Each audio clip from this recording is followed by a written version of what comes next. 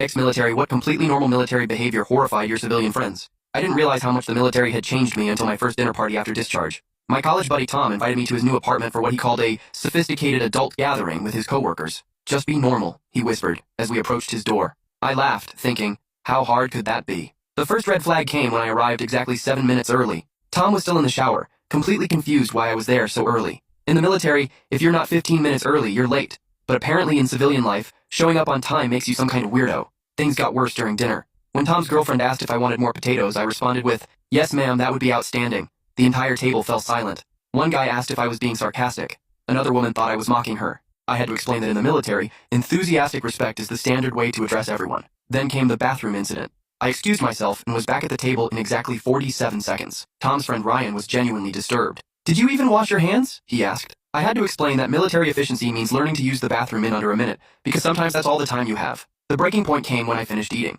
Without thinking, I stood up, took my plate to the kitchen, washed it thoroughly, dried it, and put it away. When I returned, everyone was staring at me like I'd grown a second head. What are you doing? Tom asked, looking mortified. Cleaning my dish, I replied, confused by the question. But we have a dishwasher, he said, while his friends tried not to laugh. And I have hands, I responded, not understanding the problem. Later that night, we were all sharing stories when I casually mentioned how I could fall asleep anywhere, standing up, sitting down, even in a crowded mess hall with people shouting. They thought I was exaggerating until Tom's roommate bet me $20 I couldn't fall asleep right there on their uncomfortable bar stool. 2 minutes later, I was sound asleep, sitting perfectly upright. When they woke me up, utterly shocked, I collected my $20 while explaining that in the military, sleep isn't a luxury. It's a tactical resource you take whenever available. The final straw was when everyone was leaving. I automatically stood at attention by the door and said, "Thank you for a wonderful evening, ma'am," to Tom's girlfriend. She burst out laughing while Tom facepalmed. On our way home, Tom asked, "Do you realize how weird you are now?" I hadn't noticed these habits had become so ingrained.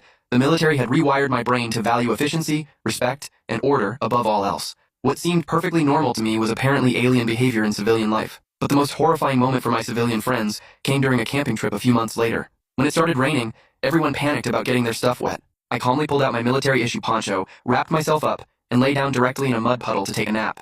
"What are you doing?" they all screamed in unison. I opened one eye. "Getting some rest while I can." They couldn't comprehend why I choose to sleep in mud rather than help scramble for shelter. I tried explaining that comfort is relative and adapting to your environment is essential, but they just kept taking photos and sending them to our other friends with captions like, "He's actually broken." Now, 3 years later, I've adjusted better to civilian life, but I still eat faster than anyone I know, still wake up at 500 without an alarm, and still can't understand why people show up late to everything. My new girlfriend finds my military habits endearing now, especially after I explained where they came from.